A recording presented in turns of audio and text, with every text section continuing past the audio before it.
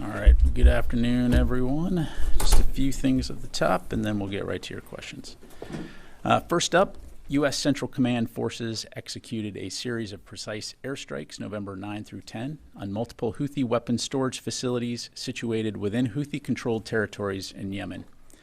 These facilities housed a variety of advanced conventional weapons used by the Iran-backed Houthis to target U.S. and international military and civilian vessels navigating international waters in the Red Sea and Gulf of Aden. The operation involved U.S. Air Force and U.S. Navy assets to include F-35C fighter aircraft. This targeted operation was conducted in response to the Houthis' repeated and unlawful attacks on international commercial shipping, as well as U.S. coalition and merchant vessels in the Red Sea, Bab al-Mandeb Strait, and the Gulf of Aden. It also aimed to degrade the Houthis' ability to threaten regional partners. As you've heard us say before, we will continue to make clear to the Houthis that there will be consequences for their illegal and reckless attacks. U.S. Central Command will be issuing a press release shortly. Staying within the U.S. Central Command area of responsibility, U.S. CENTCOM forces conducted strikes yesterday against 9 targets in 2 locations associated with Iranian groups in Syria in response to several attacks on U.S. personnel in Syria over a 24-hour period. These strikes will degrade the Iranian-backed group's ability to plan and launch future attacks on U.S. and coalition forces who are in the region to conduct defeat ISIS operations. As CENTCOM Commander General Kurilla stated in CENTCOM's press release, quote, "We will continue to take every step necessary to protect our personnel and coalition partners and respond to reckless attacks," end quote. Shifting gears, Secretary Austin spoke with Ukrainian Minister of Defense Rustem Umerov today to discuss battlefield dynamics and provide an update on U.S. security assistance support for Ukraine. The Secretary reaffirmed President Biden's commitment to surge security assistance to Ukraine and provide an update on the unprecedented scope and pace of U.S. efforts to provide Ukraine with the capabilities it needs to fight Russian aggression. The 2 leaders pledged to remain in close contact. A readout of the call will be available on defense.gov. And finally, this Friday, November 15, Secretary Austin will depart for a 9-day trip to the Indo-Pacific region with stops in Australia, the Philippines, Laos, and Fiji. This will mark Secretary Austin's 12th trip to the region and comes as the United States builds on unprecedented cooperation with like-minded countries to strengthen regional security. The Secretary's trip engagements include his participation in the ASEAN Defense Ministers meeting ADMM Plus in Laos on November 21st, and will drive ongoing efforts to modernize our alliances and partnerships toward a shared vision for a free and open Indo-Pacific. A trip advisory will be available on defense.gov later today, and readouts of the Secretary's meetings and engagements will be posted throughout the trip. And with that, happy to take your questions. We'll go to AP. Tara. Thanks, General Ryder. On the attacks on U.S. service members in Syria, we haven't received any details on what personnel were attacked, where the attacks took place, and it's been more than 48 hours since CENTCOM put out that release. Yeah, so what I can tell you, Tara, is that first of all, there are no U.S. injuries associated with any of these attacks. They were at Mission Support Site Green Village in northeast Syria. There were 2 separate attacks, both on Sunday, November 10th. One attack consisted of a UAV. The second was indirect fire comprised of 2 rockets. Okay, so with these 2, the UAV and the indirect fire, then it prompted, it seems like a much larger response to 9 different targets at 2 locations by U.S. forces. Why the stronger response? Has this been like a repeat? Is this just the latest in a bunch of harassing moves? Well, as I highlighted there in General Kurilla's quote, we are going to protect our forces. We're going to take the necessary steps to send a message. But importantly, as we've said before, we will reserve the right to respond in a time and place of our choosing. And so Central Command took appropriate action, again, to protect our forces and send a clear message that attacks against our forces won't be tolerated. And do you have any assessment on enemy fighters, on any of their losses? I do not have anything to provide on that. I do not. No. Okay. Okay. Let me go, Constantine. Thanks, Pat. So just sort of following up on that line of questioning, CENTCOM announced these injuries as part of a strike. Late October, we found out that service members were injured only when we directly asked you. CENTCOM didn't announce it. Thinking back to like the J-LOTS mission, 3 service members were injured. We found out through Israeli media and had to ask CENTCOM to confirm. Why is CENTCOM not proactively announcing when service members are injured in the theater? Well, again, in this case, there were no service members injured. So, again, these CENTCOM strikes were in response to several attacks within a 24-hour period.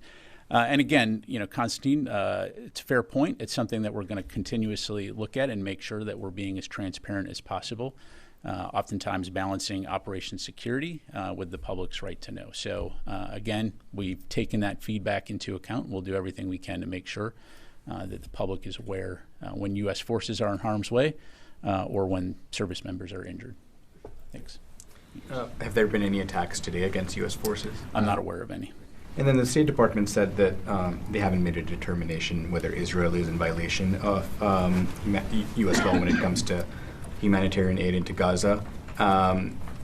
What's the Secretary's perspective on this? And, it was supposed to be a 30-day deadline, essentially. They haven't met the conditions, so why not impose the restrictions that the Secretary wrote about? Yeah, so a few things on that, Idris. So first of all, as recently as last week, when Secretary Austin spoke to the new Israeli defense minister, he did underscore the importance of ensuring that humanitarian assistance can get to the people who need it most in Gaza. And when it comes to, I'm assuming you're referring to the letter, the 30-day letter, from a U.S. government standpoint, we believe that Israel has taken steps to address some of the measures that were laid out in that letter.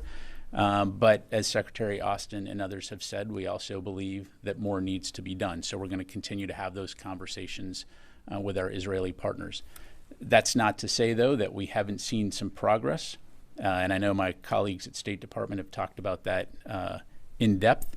And so we also believe that had that letter not been sent, had those conversations not been had, we wouldn't have seen the kind of progress that we're seeing now.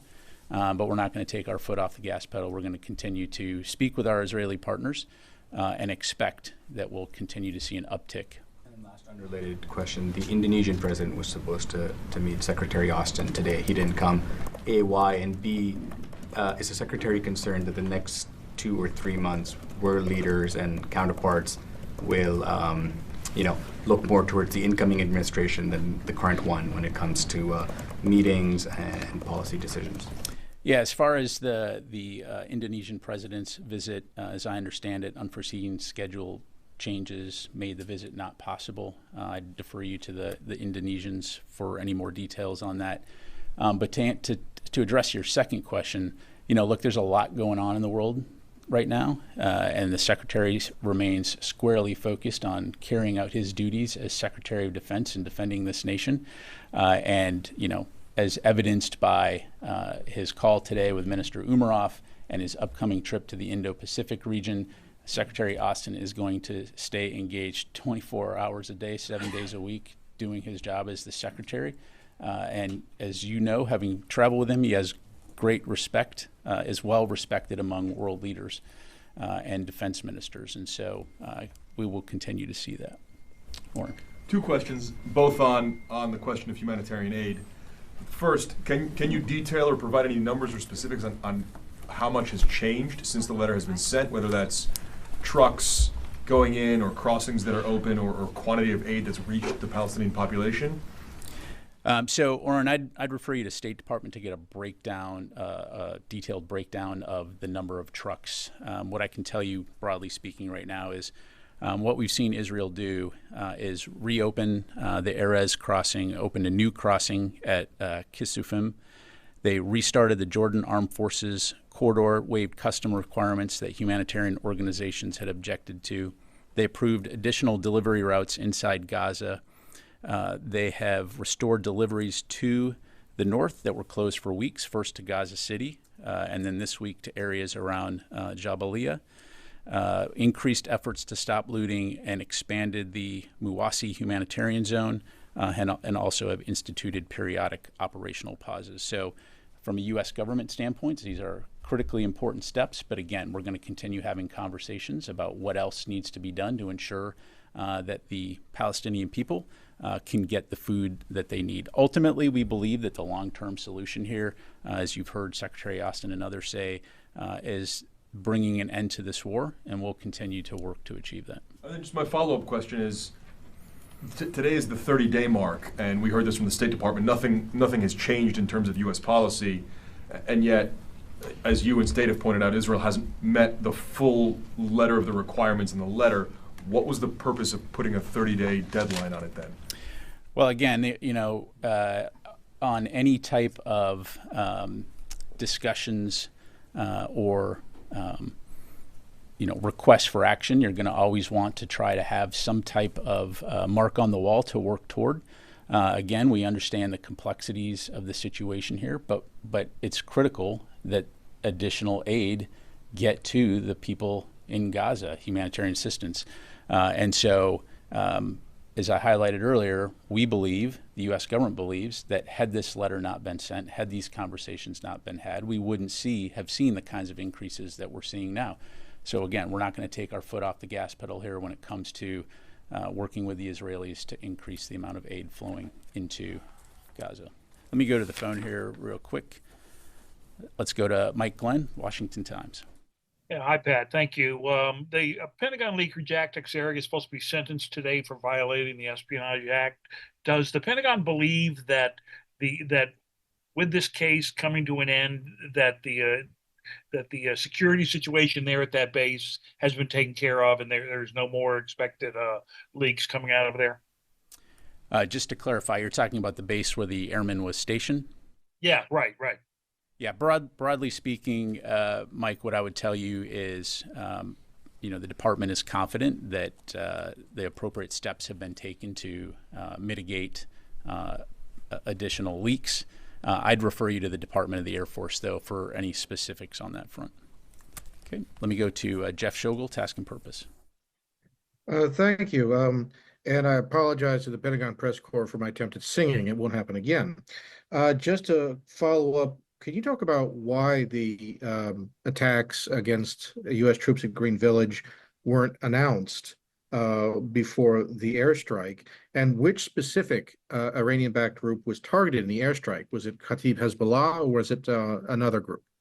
Yeah, thanks, Jeff. On your second question, I don't have any additional details to provide beyond what I highlighted in my topper. As for the timing of that release, just to be quite frank, as there were operations ongoing to respond to these attacks against U.S. forces at Green Village, the decision was made to ensure that those operations were complete before CENTCOM issued its press release. Again, fully aware, as I highlighted to your colleague, of the media and public interest in these types of situations. And so, again, we'll continue to work diligently to ensure we're putting out as much information as possible, as quickly as possible, consistent with operations security and balancing the public's right to know. Thanks, Jeff. Fadi. Thank you, General. The Houthis claimed today that they launched 2 attacks, one on USS Lincoln in the Arabian Sea, and another one targeting 2 U.S. destroyers in the Red Sea. Do you have anything on that? I do, and again, expect a statement to go out from CENTCOM here shortly, but here's what I can tell you. So on November 11th, U.S. Central Command forces successfully repelled multiple Iranian-backed Houthi attacks during a transit of the Bab al-Mandeb Strait. During the transit, the Arleigh Burke-class guided missile destroyer USS Stockdale and USS Spruance were attacked by at least 8 one-way attack uncrewed aerial systems, 5 anti-ship ballistic missiles, and 3 anti-ship cruise missiles, which were successfully engaged and defeated. The vessels were not damaged, no personnel were hurt. Again, CENTCOM forces retain the inherent right of self-defense, and as I highlighted earlier, we'll take appropriate steps to protect our personnel. Literally got this, shortly before coming out here, so you can expect to see something coming out of CENTCOM on that as well. To my knowledge, not aware of any attacks against the Abraham Lincoln. I have a follow-up on the letter. You talked about progress and you mentioned some steps. However, In the last 48 hours, the IPC, UN IPC, issued an alert about imminent famine in northern Gaza. Oxfam, along 7 other humanitarian organizations, issued a scorecard where they found that Israel is not in compliance with your letter. The UN just said that the humanitarian situation in Gaza today is worse than any time during this year, at any time during this year. Those statements from organizations that work on the ground to increase humanitarian assistance to Palestinians in Gaza are in contradiction to what you just said. Well, what I would say, Fadi, is this is why we will continue to press the Israeli government to do more to get humanitarian aid and assistance into the people of Gaza. Yes, some progress has been made, as I outlined, but we're having those conversations right now in terms of what Israel can and should do to surge additional humanitarian assistance. And so I know that this is a priority for Secretary Austin. As I mentioned, he brings it up in every conversation he has with his Israeli counterparts, and we'll continue to have those conversations going forward. Nobody questions the importance of doing this and doing it now. Yes, sir. To question of the Ukraine war, it is reported that around 50,000 Russian and North Korean forces are already preparing to launch new counteroffensive to push out Ukraine forces in Kursk region. Can you confirm that? I've seen those press reports. As we've talked about before, we see about 10,000, over 10,000 DPRK soldiers. Most of them have moved to the far western Kursk Oblast, where they've reportedly begun engaging in combat operations with Russian forces. I don't have more to provide at this point in time in terms of what specifically that will entail or could entail, other than we're watching very closely. You've heard us talk about the fact that Russian forces have trained these DPRK soldiers in artillery, UAV, basic infantry operations, all of which are skills that will be employed on the front line. And so for our part, what we're doing is we're continuing to ensure that Ukraine has what it needs in terms of security assistance to defend itself from Russian aggression. And we'll continue to keep consulting closely with our allies and partners on next steps. According to the UK government, Russian forces suffered average of 1,500 people die and injured per day last month, October. How do you assess the casualty of Russian forces in Ukraine war? I think, what we've seen is upwards, and we've talked about this publicly before, upwards of 1,200, per month. So, staggering casualties among Russian forces. So, again, this is one reason why we assess that DPRK forces have been brought into this fight, is to help Russia make up for some of those losses. And so, again, we're going to continue to keep a close eye on this and consult closely with our allies and partners. Sir. Thank you. I would like to stay on Ukraine. Is the Secretary concerned about the plans that are reportedly considered in the incoming administration's team of creating a buffer zone, a demilitarized zone, as it would derail the administration's legacy in Ukraine? And secondly, what are the next steps in the remaining weeks of the administration to maybe ensure that Ukraine has a better position at the negotiating table? Yeah, so a few things there. So first of all, I'm not going to speculate or get into hypotheticals about the next administration. We're very focused on, as I highlighted earlier, on the situation at hand right now, and frequent communication with our Ukrainian counterparts to ensure they have what they need to defend themselves from Russian aggression. Secretary Austin has talked many times about the fact that Ukraine matters. That Ukraine's security matters, not only to Europe, but also to the United States. And we've seen strong bipartisan support for Ukraine. So we're going to continue to stay in close communication with our allies and partners. We're going to continue to be focused on the task at hand right now, which is helping Ukraine defend itself from Russian aggression. But as for what the future may portend, I'm just not going to speculate or get into hypotheticals. I'll come back to you, sir. Yes, sir. Thank you, General. Regarding to Lebanon, there is some media reports today that the Israeli army has begun the second phase of its ground operation in southern Lebanon. First of all, have you received any notice from the Israeli about their operations in the Lebanon ground operations? And do you believe that they need more time to achieve their goals there? What about the limited operation? Do you still believe what's going on in Lebanon is still a limited military operation? Thank you. Yeah, so a few things. So first of all, when it comes to any announcements by the Israeli military, I don't have anything on that. I'd refer you to them to talk about their operations and what their goals are. Broadly speaking, again, you've heard them say that their focus is on enabling the return of citizens to their homes in northern Israel.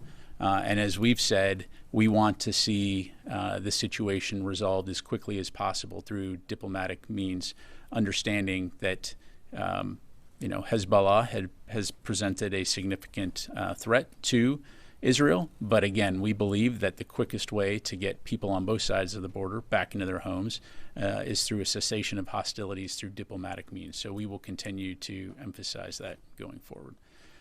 Charlie?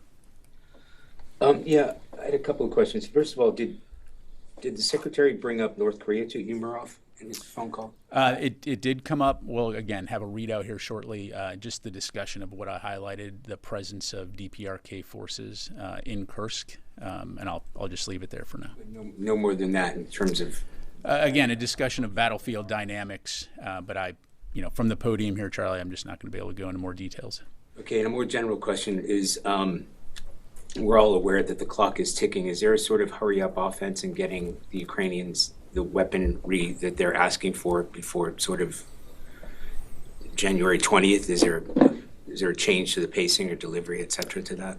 What I would say, Charlie, is we've had to hurry up and deliver security assistance to Ukraine from the very beginning. I mean, since 2.5 years ago, almost 3 years ago, when Secretary Austin stood up the Ukraine Defense Contact Group, that has been a priority, is to get assistance to the Ukrainians as quickly as possible. So in so much as, we're here in November of 2024, it is still the same as it was 2 years ago. And so we are going to continue to do everything we can to rush security assistance to Ukraine to help them defend themselves against Russian aggression. Thank you. Alex. Can you refresh our memory of how much Ukraine assistance has been given through PDAs this year? And can you confirm the $7 billion still left in the account? What's up with that? Why isn't that searched forward? So a few things here. So since the supplemental, we've drawn down nearly $3.7 billion in equipment from DoD stocks across 12 PDA drawdowns that were announced between late April through mid-October. And as we've highlighted before, when we draw down equipment that's immediately available from our stocks, we ship it within days or weeks. Between the passage of the supplemental and the middle of last month, we've delivered to Ukraine 83% of the critical munitions that we've committed from stock, including 155 millimeter artillery rounds, Gimlers, Patriot, NASAMS missiles, and more. We've also delivered 67% of other critical air defense commitments, including Stingers and Hawk missiles. And we've delivered 60% of the fires capabilities we have committed, including small diameter bombs and 105 millimeter ammunition. If it's something that's not immediately available because it requires repairs, we repair it as quickly as possible and then ship it immediately after. And then just since the passage of the supplemental, we've delivered hundreds of thousands of artillery rounds, thousands of armored vehicles, thousands of munitions for HIMARS and anti-tank weapons, dozens of artillery systems, significant air defense capabilities, including a Patriot battery, hundreds of interceptors, and dozens of other systems.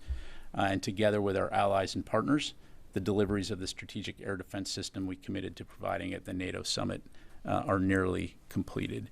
As far as funding goes, Alex, right now what I'm tracking is we have a total of $7.1 billion in PDA. That includes the $4.3 billion for fiscal year 24 plus the $2.8 billion that was recaptured, with a $2.21 billion remaining in USAI. And so, as was highlighted earlier in this year, we are going to continue to rush aid and use the funds that we have to ensure that Ukraine gets what it needs in order to deter and fight against Russian aggression. So, we just recently announced a PDA, and I'm confident you will continue to see those coming out at a steady clip. And to Charlie's question, we understand the urgency of the situation, not because of politics, but because of the situation on the battlefield, and we're going to continue to do what we can to make sure that Ukraine has the aid that it needs. The humanitarian letter, A through F, what's your grade on the Israelis' capability and effort to meet the request? I went to the University of Florida, so we used a number scale, so I'm not going to put a letter on it. Again, as I highlighted, a lot has been done, but more needs to be done, and so we'll continue to have that conversation. You characterize that as satisfactory. As I highlighted, a significant amount has been done, and we're going to continue to consult with the Israelis to ensure that more is getting done. All right, let me go here, and I'll come to the back. Okay, thank you, General. What evidence do you have of the Lebanese government attempting to evict Hezbollah from their government or their country? And I have a follow-up. I'd refer you to the Lebanese government to talk about that. Well, the other question I have is, how can the Lebanese government be considered faultless when they don't fight against Hezbollah? Again, look, you're well versed in the challenges of the region. The Lebanese, government, I'd refer you to them to speak for themselves. From a DoD standpoint, as we've highlighted before, we have a very good relationship with the Lebanese Armed Forces, and we'll continue to consult closely with them on how best to support the people of Lebanon. The LAF are going to play a very important role in any post-hostilities, as will the UN. And so we'll continue to consult closely with them on the steps ahead in terms of ultimately bringing peace and stability to the region. Let me go back here. Yes, Ro. Thanks so much. In Peru this week, there will be an opening ceremony of a Chinese-funded Chancay port, and Chinese President Xi is expected to attend this opening ceremony. And it's the Pentagon concerned that this Chinese-funded Chancay port could be used by the Chinese Navy. I appreciate the question, Ro. I don't have anything specifically on that port other than to say, again, we will continue to consult closely with our allies and partners around the world about Chinese malign activities and behavior, and I'll just leave it there. All right, let me take just a couple more from the phone here. Let's go to Chris Gordon, Air and Space. Thanks, Pat. Does the Pentagon have an update on the total number of attacks there have been on U.S. forces in Iraq, Syria, and Jordan since October of last year? Let me take that question for you, Chris. Okay, and we'll go to Howard Altman. Thanks, Pat. Just a couple questions. One is on Kursk. Can you give us assessment of the territory that Russia has been able to claw back there, if they have been, and is the counteroffensive underway? And then with the Abraham Lincoln, how close was the Abraham Lincoln to the two destroyers that came under fire? Yeah, thanks, Howard. On your second question, I'm not going to get into the specific locations of the Abraham Lincoln other than to say, again, based on the information I have, it was not attacked, contrary to some of the allegations, should I say, by the Houthis. In terms of the Kursk region, again, what we see are Russian forces attempting to take back territory from the Ukrainian armed forces. I don't have a geographic, numbers to provide other than it's been incremental gains with the Ukrainians largely holding the line in Kursk. Okay, take just a couple more. Yes, sir. Thank you very much. As you are striking with your allies in Yemen, it's very immediate neighbor. Saudi Arabia is coming more closer with Iran. Like last month, we observed naval drills, and now this Sunday, Saudi military chief visited Iran, discussed more defense cooperation. So is that matter of concern for US, or you have any observation on that? Just to clarify, you're asking if we have any concerns with Saudi Arabia communicating with Iran? Look, we fully understand that Saudi Arabia, like many countries in the region, are going to communicate with their neighbors. The U.S. has a very valued relationship with the Kingdom of Saudi Arabia from a defense standpoint, and we'll continue to have those conversations as well. But ultimately, it's up to Saudi Arabia to choose, who they communicate with or not. So.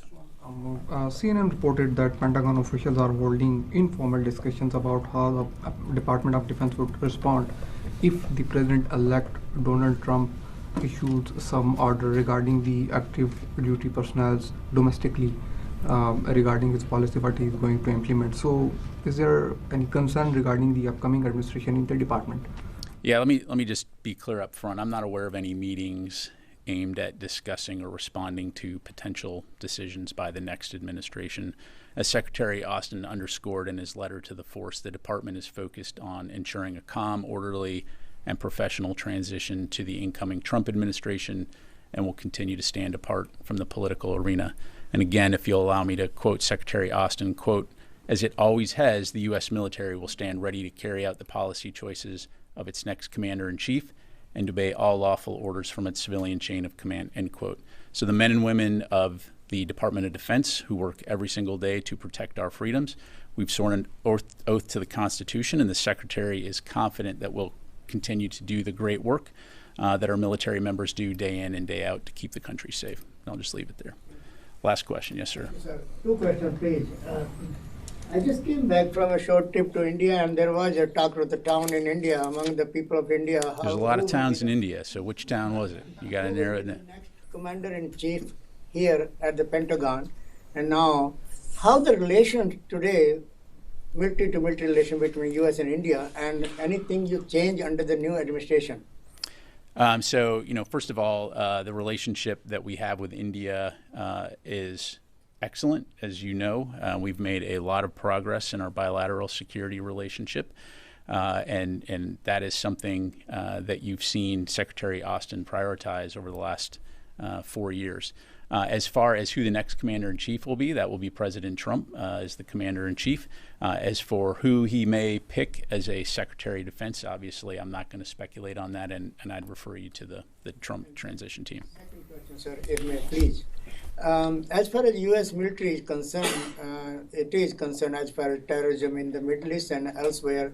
The two things happened during this, after the election. One, Qatari government asked the people there, all the terrorists, to wind up and no more business in Qatar. Number two, the Pakistan, Nawaz Sharif and also his daughter were here, and they met with President-elect Trump, and also at the same time, Sheikh Hasina, the former Prime Minister of Bangladesh, also met with the former President Trump-elect President Trump. Now, how the U.S. military will affect in those countries now have relations under the new administration, because they came to meet with the new commander-in-chief? Yeah, I appreciate the question. I'm here as a U.S. Department of Defense spokesperson. Obviously, I'm not going to be able to comment on the incoming administration, and I'm not going to speculate or get into hypotheticals about potential future decisions. So I'll just leave it there. Thanks very much, everybody. Appreciate it.